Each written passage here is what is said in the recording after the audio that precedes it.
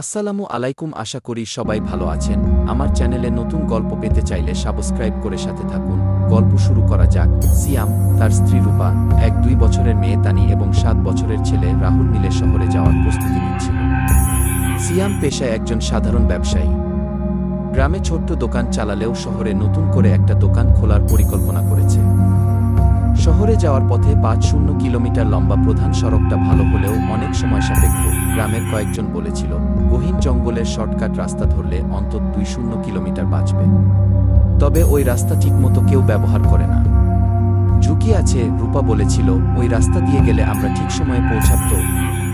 আর কিছু ঝামেলা হবে না তো? সিয়াম হেসে বলেছিল, এসব গুজবে কান দিও না। কতবার এই রাস্তা ধরে লোকজন গেছে। আর যদি কিছু হয় আমি তো আছি।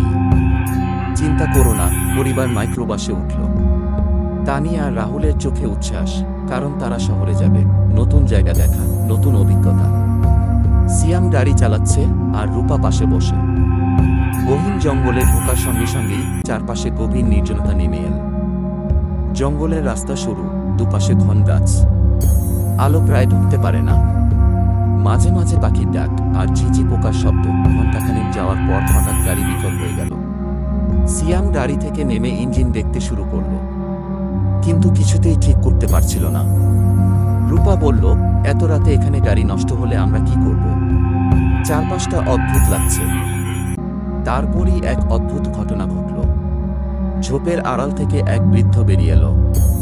তার পোশাক মলিন, চেহারা অদ্ভুত, লালচে চোখ, গায়ে প্রতিগন্ধ। বৃদ্ধ বলল, তোমাদের এখানে রাত কাটানো নিরাপদ নয়। বনের গভীরে একটা পুরনো মন্দির আছে, সেখানে গিয়ে আশ্রয় নাও। সকাল হলে রাস্তা বের হবে। বৃদ্ধের কথা শুনে সিয়াম দ্বিধায় পড়ে গেল। কিন্তু রূপা চাপ দিল, এখানে বসে থাকা সম্ভব নয়। যা বলেছে তাই করি। বৃদ্ধ তাদের মন্দিরের রাস্তা দেখিয়ে দিল। সিয়াম, রূপা, তানি আর রাহুল হাঁটতে শুরু করল। পথটা অদ্ভুত, একদম সরু আর ছায়ায় ঢাকা।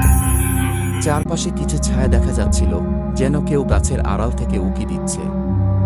রূপা ফিসফিস করে বলল, আমার ভয় করছে। মনে হচ্ছে কেউ আমাদের অনুসরণ করছে। মাঝপথে এসে তারা একটা বিশাল গাছ দেখতে পেল।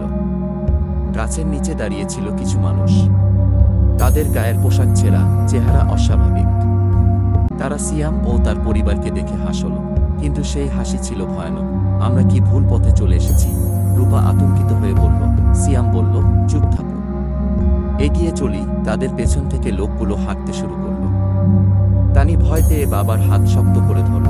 মন্দিরে পৌঁছে সিয়াম দেখল জায়গাটা ধ্বংসাবশেষের মতো। সেখানে কিছু মোমবাতি জ্বলছে আর মাটিতে অদ্ভুত দাগ। মন্দিরের মাঝখানে একটা পাথরের বেদি।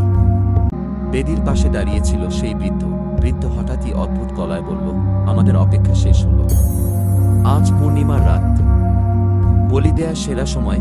সিয়াম আতঙ্কিত হয়ে বলল, তুমি কে? কি বলছো? বৃদ্ধ হেসে বলল, তোমরা এ বনে এসেছো, আর এখান থেকে কেউ ফিরে যায় না। তখনই গাছের আড়াল থেকে লোকগুলো বেরিয়ে এলো। তারা চিৎকার করতে করতে এগিয়ে এলো। তাদের চেহারা দেখে মনে হচ্ছিল তারা মানুষ নয়, কোনো অশুভ কিছু।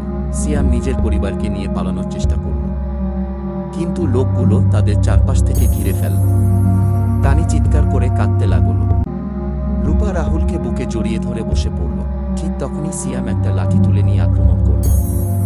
লোকগুলোর একজনকে আঘাত করতেই সে মাটিতে পড়ে গেল। কিন্তু বাকি লোকগুলো সিয়ামের দিকে ছুটে এলো। সিয়াম আর রূপা প্রাণপণ লড়াই করতে লাগল। তাদের লক্ষ্য একটাই, তানি আর রাহুলকে বাঁচানো। ঠিক তখনই বনের দূর থেকে বন্দুকের গুলির শব্দ শোনা গেল। লোকগুলো হঠাৎ থমকে গেল। কিছুক্ষণ পর দেখা গেল একদল বনরক্ষী তাদের দিকে এগিয়ে আসছে। বনরক্ষীরা এসে লোকগুলোকে ধরল।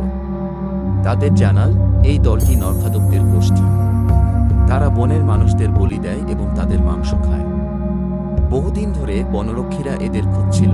সিয়াম আর তার পরিবার উদ্ধার পেল। পরদিন সিয়াম ও তার পরিবার শহরে পৌঁছাল, কিন্তু সেই রাতের আতঙ্ক তাদের মনে চিরকালীন দাগ ফেলে গেল।